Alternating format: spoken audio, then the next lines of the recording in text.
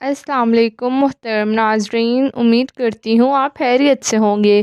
میری ویڈیو دیکھنے سے پہلے میرے چینل کو سبسکرائب کر دیں تاکہ ہر نئے آنے والی ویڈیو کا نوٹیفیکیشن آپ کو مل سکے اور میں آپ کے لیے مزید انٹرسٹنگ ویڈیوز لایا کروں۔ شکریہ۔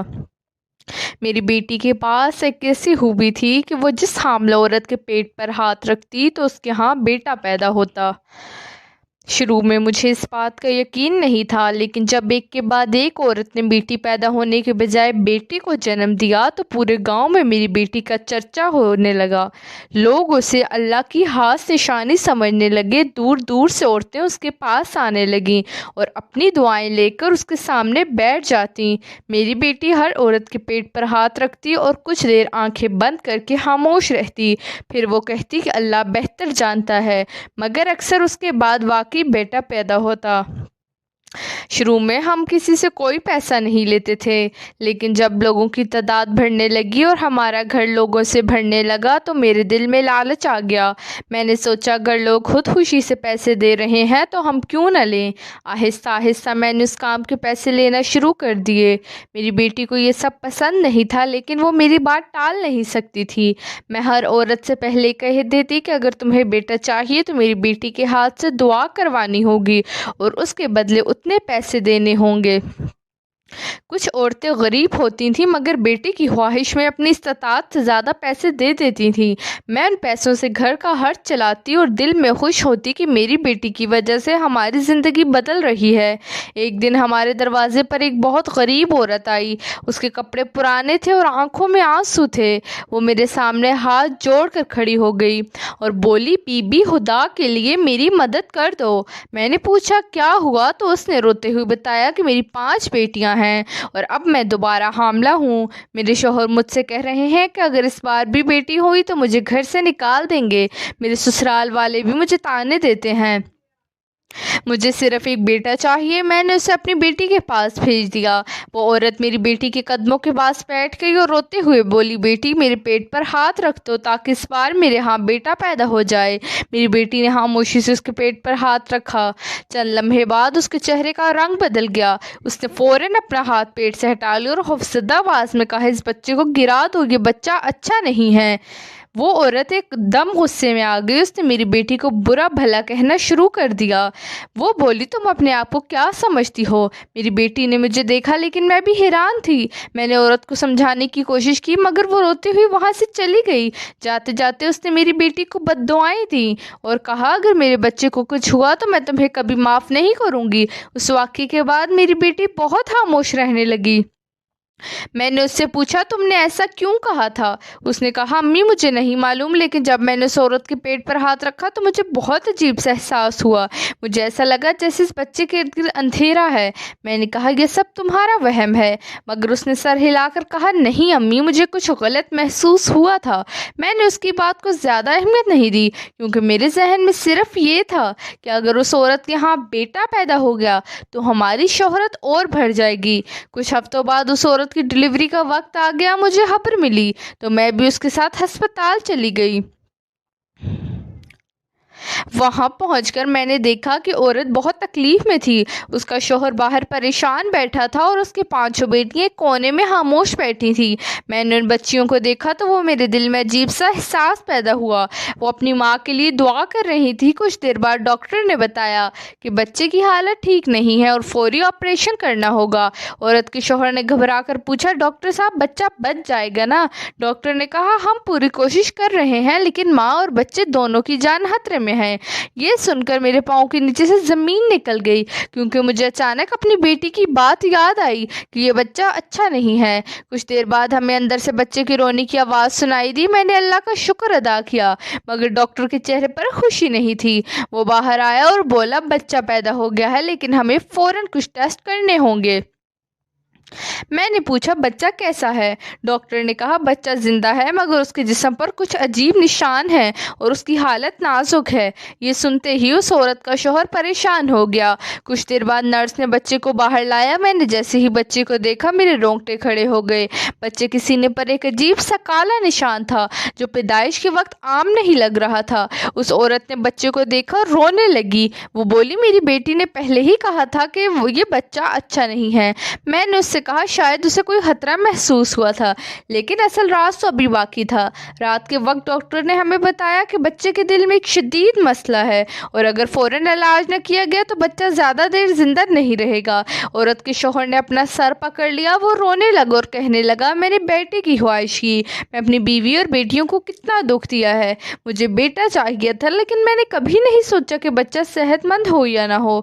मेरी आंखों से भी आंसू निकल आए। मुझे पहली बार एहसास हुआ कि हमने बेटी की ख्वाहिश को कारोबार बना दिया था। मैंने अपनी बेटी की इस अजीब खूबी से पैसे और लोगों के दिलों में यकीन पैदा कर रही थी कि मेरी बेटी बेटे की ज़मानत दे सकती है, हालांकि औलाद का फैसला हमारे हाथ में नहीं था। अगली सुबह मेरी बेटी भी अस्पताल पहुंच गई।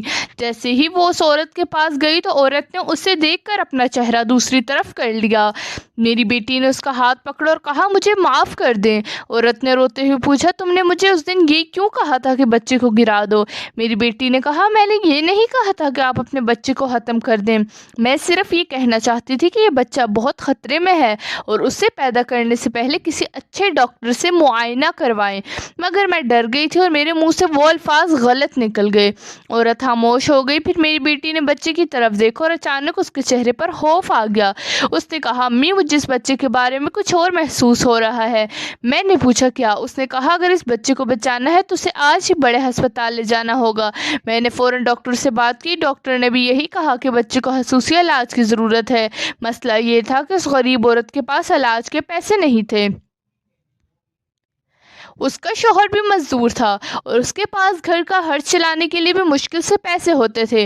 मैंने पहली बार अपनी जेब में मौजूद इन पैसों को देखा जो मैंने औरतों से अपने काम के बदले लिए थे। मुझे लगा जैसे वो पैसे मुझे जला रहे हैं। मैंने वो सारे पैसे निकाले और उस औरत के हाथ में रख दिए। मैंने कहा, ये पैसे बच्चे के इलाज के लिए इस्तेमाल करें। औरत हैरान रह गई। उसने पूछा, आप ये क्यों कर रही हैं? मैंने कहा, क्योंकि मैंने बहुत बड़ी गलती की है। मैंने लोगों की मजबूरी को अपनी कमाई का जरिया बना लिया था। मैंने तुम्हें भी यही यकीन दिलाया कि मेरी बेटी के हाथ में तुम्हारे बच्चे की किस्मत है।